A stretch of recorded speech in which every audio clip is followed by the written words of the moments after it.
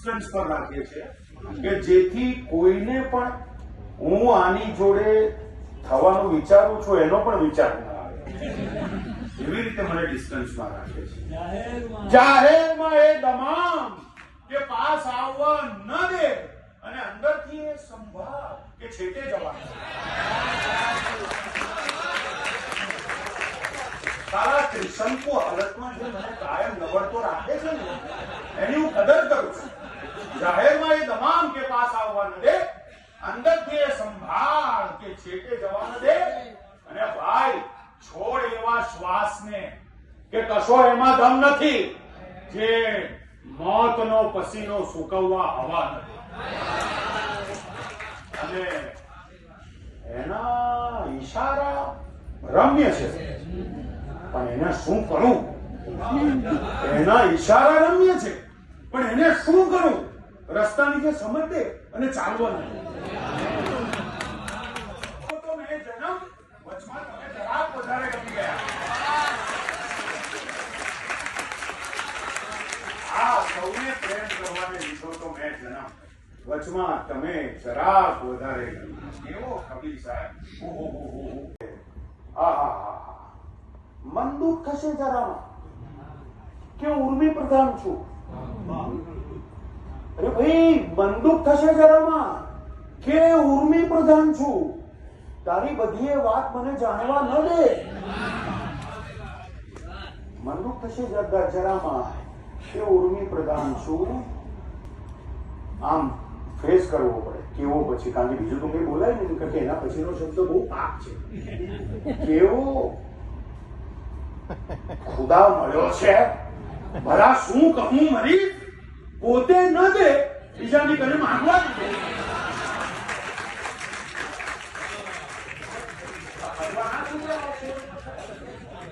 બધી જાણો થઈ ગયેલો મારે કે મેં કીધું વેસ્ટ ઇન્ડિઝના ક્રિકેટમાંથી જેમ 3 ડબલ્યુ ગયા, વિક્સ, વોલકોટ ને વોરેલ, એમ ગુજરાતી ગઝલમાંથી મરીઝના જવાની સાથે 3 સ ગયા. સરળતા, સાર્વજનિકતા અને સનાતનતા. કયો શાયર આ શેર લખવાનો? બીજો છે દર્દમય એકાંત, બેપરવા મિલન, કોણ સમજે છે અમારા પ્યારને? દર્દમય એકાંત બીજો શેર. હવે પછી દર્દમય એકાંત, બેપરવા મિલન, કોણ સમજે છે અમારા પ્યારને? એને મારા પ્રેમ પર શંકા પડી, મેં તરત માની લીધો ઇનકાર.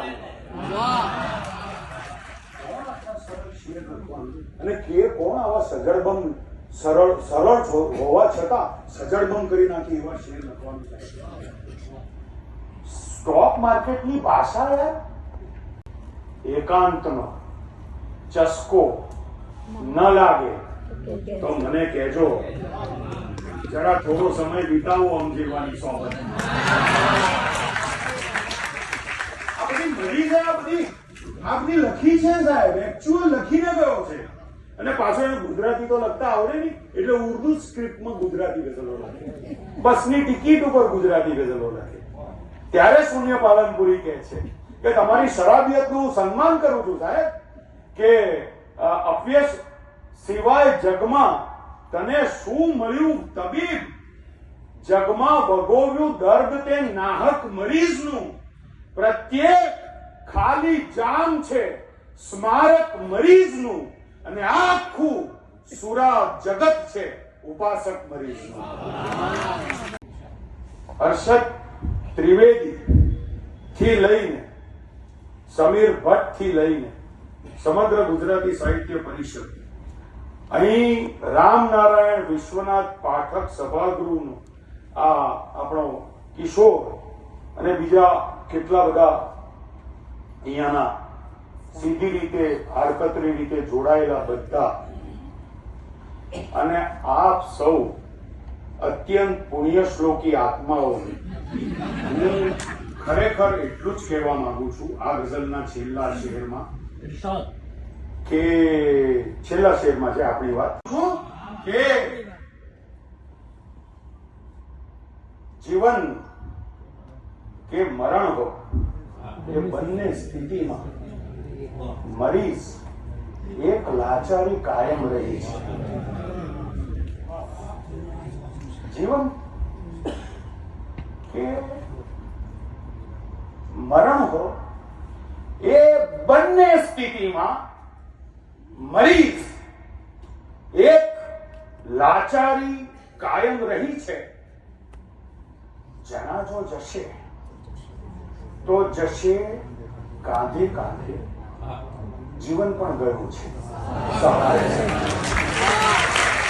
પહેલા લઈ આવેલો મરીઝ ગઝલમાં ફક્ત એક જ ટકો કાફીને પૂરતો છે મોહબ્બતમાં, ને 99% બાકીના ખર્ચીના કિંમતમાં. અને સાહેબ આ રેગન, અરે જે આપણો પેલો જે બી હોય તે આપણો ટ્રમ્પ કે જે બી હોય તે ત્યાંથી લઈને અહીંયા બહાર ચાવાળો છે ને, એને ત્યાં પેલો જે નોકરી કરે છે ને, કે બધાને શેર લાગુ પડે છે કે જરા થોડું વિચારો કે તરત એમાં ઉણપ નીકળે. અહીં સંતોષ કોને હોય છે પોતાની હાલતમાં? આ ગીતાનો શ્લોક મરીઝે લખ્યો છે. આ લોકો તો એટલા ઓપન નથી કે અમારાથી એમ કહેવાય કે કુરાનની આયાત છે, પણ આ તો હું કહી શકું કારણ કે આપણું તો બહુ ખુલ્લું છે બધું. તો તમે જુઓ એમાં બીજો એક શેર છે. અર્ષદ, નાટકની શેક્સપિયરની હાઈટ મરીઝે આ બે પંક્તિમાં અચીવ કરી છે કે કરે છે એવી દ્રષ્ટિ ને કરે છે એવી અવગણના, કરે છે એવી દ્રષ્ટિ ને કરે છે એવી અવગણના, હો જાણે એમણે વર્ષો વિતાવ્યા મારી સોબતમાં.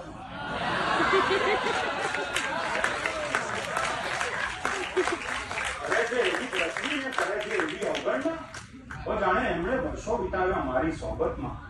તોફાન ખાડી રહ્યો છું ફક્ત એના મોઘમ ઈશારે જીવનભરના તોફાન ખાડી રહ્યો છું ફક્ત એના મોઘમ ઈશારે નથી ગળું ગયું છે સાહેબ. જીવનભરના તોફાન ખાડી રહ્યો છું ફક્ત એના મોઘમ ઈશારે ગમે ત્યાં હું ઝૂકું, ગમે ત્યાં હું નીકળું છે મારી પ્રતીક્ષા કિનારે. અહીં દુઃખની દુનિયામાં એક રંગ છે, આંસુઓ બધાના સેમ છે, અને અહીંયા બેઠેલા દરેક માણસનું સ્મિત અલગ છે સાહેબ. તપાસી જુઓ તમે.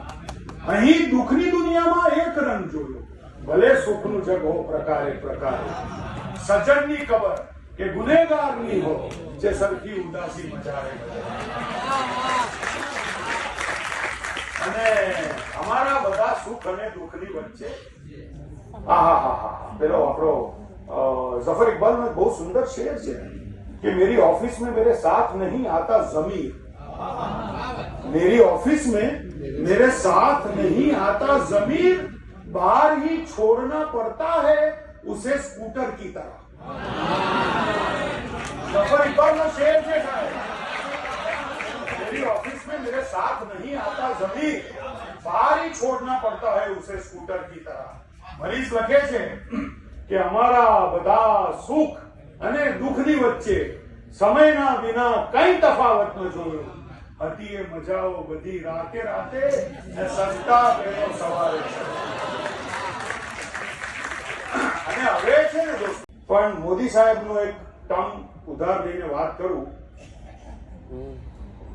તો 7 કરોડ ગુજરાતીઓમાં આ શેર જે સૌથી સુંદર રીતે બોલી શકે છે એ માણસ તમને આ શેર સંભળાવી રહ્યો છે. એનું નામ છે શોભિત દેસાઈ. કે નથી જંખના માળી તમને જો ગમતી તો એનું નિવારણ તમારું મિલન છે.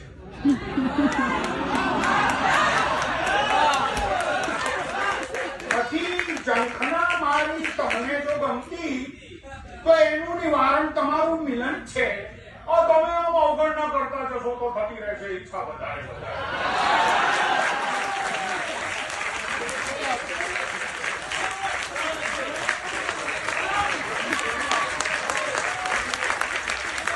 નથી ઝંખના મારી તમને જો ગમતી તો એનું નિવારણ તમારું મિલન છે.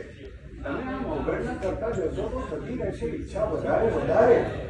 અને the show that I am performing just now to you show, but એ બધું જ કોઈકે એવું સુંદર લઈ લીધું છે પોતાના માથે કે કોઈને કોઈ પણ પ્રકારનો ભાર ન પડે?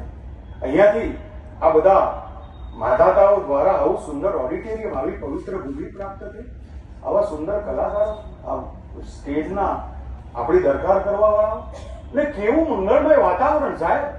અને આ કલાકારો એટલે અમે લોકો એટલે શું? કોઈ પણ આમાંથી જ્યારે એક પણ માણસ સ્ટેજ ઉપર આવે છે ને, કે ઝાકિર હુસૈન, કે બિસ્મિલ્લાહ ખાન, કે માઇકલ જેક્સન, કે જ્હોન મેકેન્ડ્રો, કે ફેડરર, જ્યારે કોર્ટ પર જાય છે ને ત્યારે આ વિલાસ, આ તાળીઓ, આ ચહેરા પરના ખુશનુમા હાવભાવ ન હોય ને તો પેલો કંતાઈ જાય સાહેબ. 10% અહીંયા આ બધા છે અને 90% આ છે જે અત્યારે તમે કરી રહ્યા છો. હા,